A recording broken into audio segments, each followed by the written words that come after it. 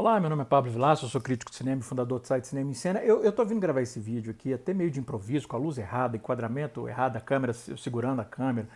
Tudo isso vai irritar o Luca pra caramba, que é o que normalmente faz a luz, que edita os vídeos e que acha terrível quando eu posto esses vídeos assim. Mas eu preciso falar sobre um negócio que está acontecendo porque, enfim, me ocorreu algo que eu falei, não, eu tenho que discutir isso. Em primeiro lugar, sobre a campanha do Oscar 2025. Em primeiro lugar, uma coisa que eu estou achando bem divertida é que as pessoas estão descobrindo só agora o que acontece no Oscar todo ano. Todo ano tem anticampanha, tem baixaria, tem fofoca, tem boato que se espalha, tem vídeo, registro antigo de indicados que ressurgem. Eu vi gente falando, só porque é o Brasil. Não, não é só porque é o Brasil, não. Quanto a isso, podem ficar tranquilos. Todo ano tem esse tipo de coisa. Todo ano. Agora, aconteceu uma coisa hoje, dia 29, ontem, dia 28, hoje, dia 29 de janeiro, que eu percebi que eu estava compreendendo de uma maneira errada, mas vamos lá, o que houve? Eu estava por fora, eu estava, enfim, estava preparando coisas do Cineclube e tal, não estava acompanhando, e de repente várias pessoas começaram a me perguntar se a Carla Sofia Gascon poderia ser desclassificada pelo que ela falou e não sei o que, tal, tal. E aí eu fui ver o que era, e aparentemente ontem, hoje, 28 e 29, a internet começou a ferver, principalmente a internet brasileira, por causa de uma entrevista da Carla Sofia Gascon dizendo que ela estava sendo atacada por membros da equipe. Os ataques que ela estava recebendo eram orquestrados por membros da equipe do Ainda Estou Aqui. Membros da campanha do Ainda Estou Aqui. E aí, enfim, o pessoal estava irritadíssimo, muita gente falando que ela podia ser desclassificada e tal, inclusive jornalista falando isso. E eu até comentei isso, assim, não custa nada, gente. Se você vai falar sobre alguma coisa, você lê os regulamentos, né? São só 12 páginas. Os regulamentos de campanha da academia são só 12 páginas. E o que eles dizem diretamente sobre esse tipo de coisa é que é vedado espalhar notícias falsas sobre um filme, uma performance ou conquistas, né, achievements que ele usa em inglês, dos concorrentes, digamos assim. E isso que ela fez não faz nada, não comete esse erro, porque ela está falando sobre a campanha do Ainda Estou Aqui. Tem uma frasezinha que ela fala no meio, que eu vi só depois, que ela fala, isso diz mais sobre o filme deles do que sobre o meu.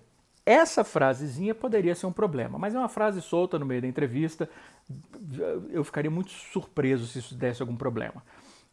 Porque de modo geral, como eu falei, é a questão da... E eu expliquei tudo isso no Blue Sky. Falei um pouquinho também sobre Thread, embora eu procure usar o Thread menos, porque lá é tóxico pra caramba. Mas falei no Blue Sky. E aí passaram uns 30 minutos, 40 minutos, me mandaram um link de uma matéria que tinha acabado de sair na Variety.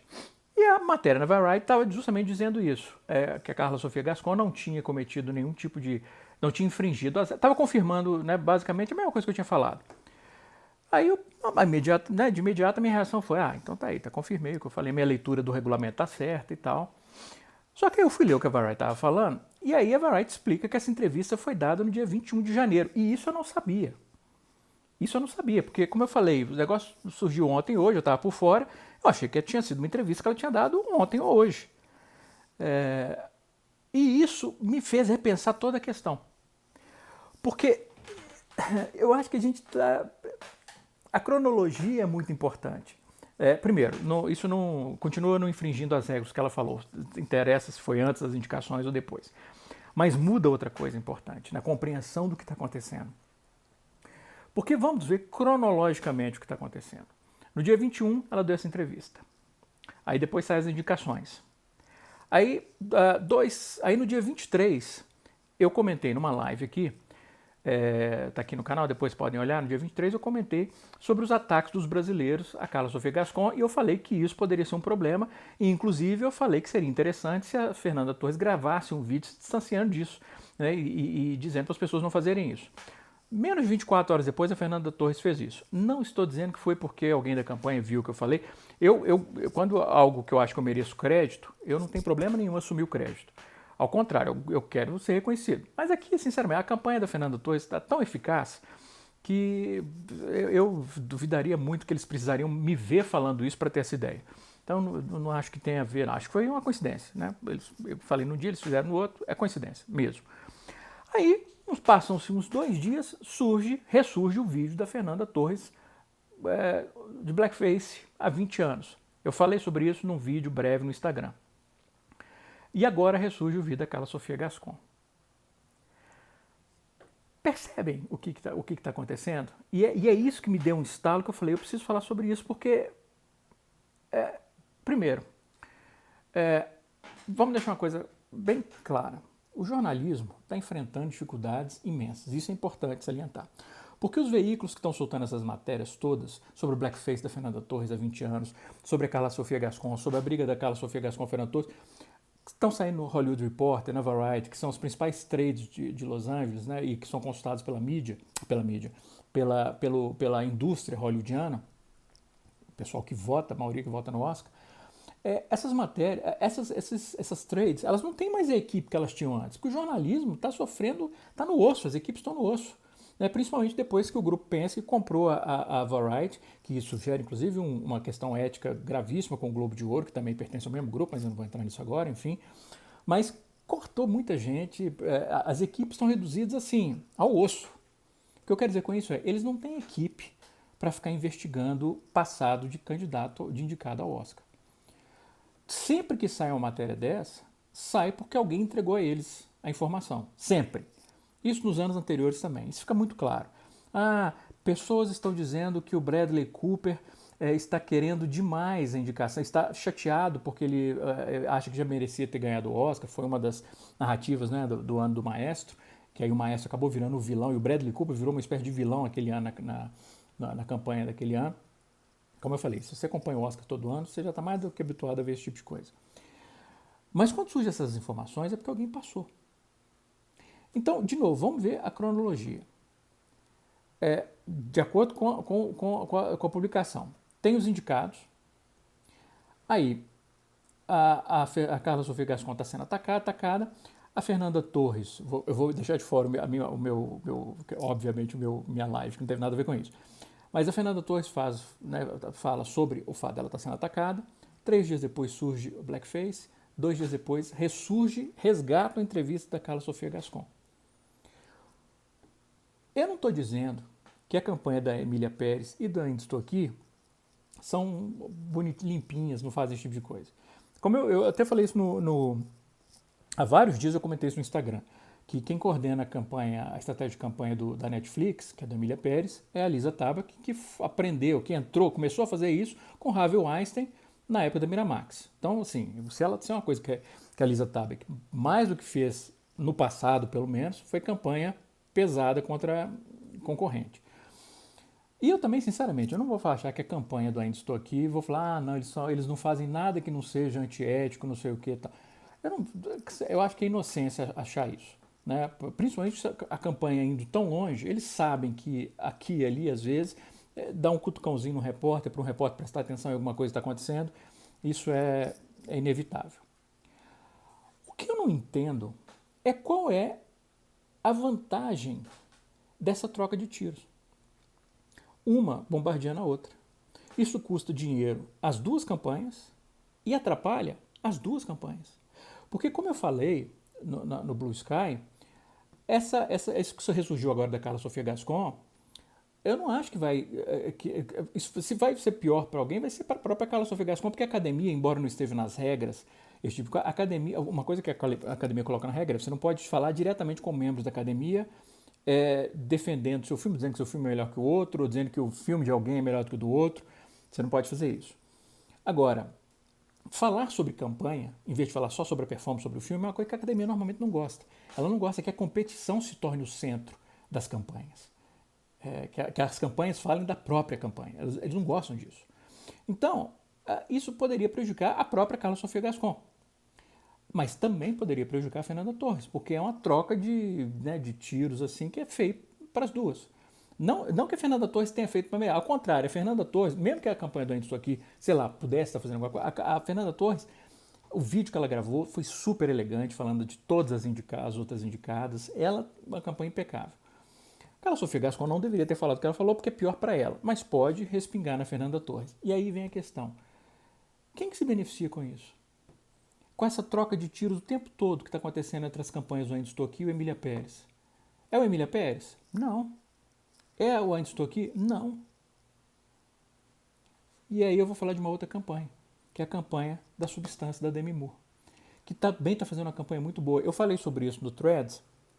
Eu falei isso no Threads ou no Blue Sky? No Blue Sky o pessoal entendeu, no Threads veio gente me atacar, dizendo que era... Porque eu falei que o discurso da Demi Moore no Globo de Ouro, ela estava adotando a mesma estratégia, eu falei isso na live também, adotando a mesma estratégia do Brendan Fraser, de dizer nunca fui valorizada, agora é a primeira vez, eu estava esquecida, minha carreira ressurgiu, deu super certo o Brendan Fraser e ela está fazendo isso, como eu expliquei na live. Não estou dizendo que ela não se sinta realmente assim, mas que a campanha da substância usa isso como narrativa, não tenho dúvidas. Eu acompanho o Oscar há 30 anos, isso é típico do Oscar, criar narrativa para campanhas é o básico. E a Demi Moore a campanha da Demi Moore tem feito isso.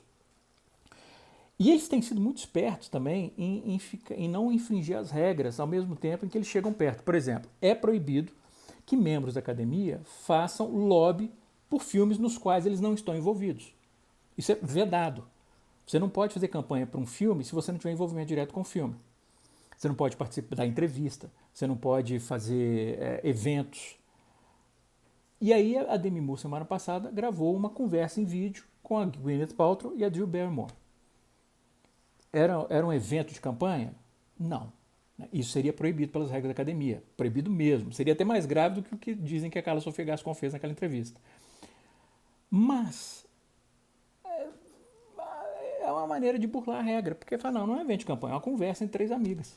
Mas é um evento de campanha. É óbvio que é um evento de campanha. Né? Mas escapa disso. E aí me ocorreu exatamente isso. Que essa briga entre as duas... A maior beneficiada, a única grande beneficiada disso é a Demi Moore. Mesmo. Ah, você está sendo paranoico. Quem me acompanha sabe que assim, eu detesto teoria de conspiração. Eu normalmente não levo nenhuma delas a sério, seja política, seja o que for. Pode ser aquela campanha assim, toda a esquerda acha, por exemplo, que... enfim, não vou entrar nisso. Não, eu não compro teoria de conspiração na maioria das vezes.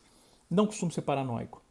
Mas, de novo, acompanhando o Oscar há tanto tempo, me ocorre que essa narrativa que está se estabelecendo, olha a baixaria entre essas duas, e outra coisa, usando inclusive um estereótipo, olha a baixaria entre as duas candidatas de língua não inglesa. Isso é uma coisa que os membros conservadores da academia, os membros mais velhos, é uma coisa, por exemplo, que vai funcionar com eles. E pode, inclusive, funcionar com outros segmentos da academia. Olha só, a espanhola e a brasileira ficam brigando, né? Que precisa disso, não sei o que e tal.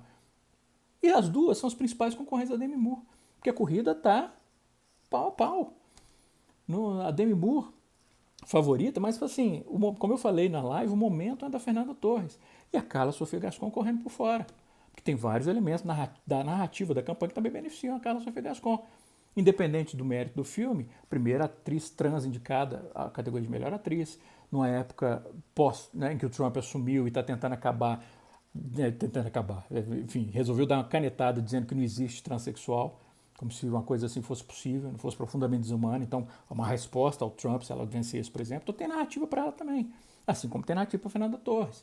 A mãe, 25 anos, perdeu justamente para Gwyneth Paltrow, numa campanha que todo mundo considera injusta, e hoje todo mundo detesta o Harvey Weinstein. Então, tem campanha. Então, assim, eu acho... E quando me deu esse estalo, me ocorreu assim que é bem provável que todos nós estejamos contribuindo muito com a campanha da Demi Moore, com esse leve traço. Ataca a Carla Sofia Gascon, aí a equipe do Emília Pérez fala do Ainda Estou Aqui, aí a gente responde, Ainda Estou Aqui, responde, a gente responde junto.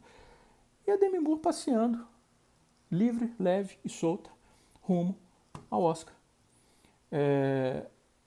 Eu acho que a situação dessa campanha está muito mais complexa e eu estou vendo uma estratégia de campanha muito mais inteligente que a gente não está se dando conta por focar no Emília Pérez e perceber que, na verdade, a Demi Moore, especificamente, é a grande beneficiada disso tudo.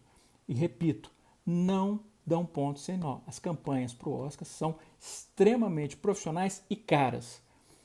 E esses fatos de trazer, resgata o blackface de 20 anos, resgata a entrevista que ela deu uma semana e mantém as duas campanhas dando tiro uma com a outra, desculpa, isso dificilmente está partindo diretamente de uma campanha e outra assim, com essa frequência. Uma ou outra coisa pode ter acontecido, mas nessa frequência, não.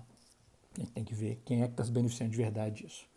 Enfim, eu precisava falar sobre isso porque quando me ocorreu, eu falei, não, olha, é preciso até admirar a estratégia. A estratégia, né, que se for verdade, enfim, Eu não posso afirmar que seja, mas é uma estratégia bem inteligente. É isso. Um grande abraço, bons filmes.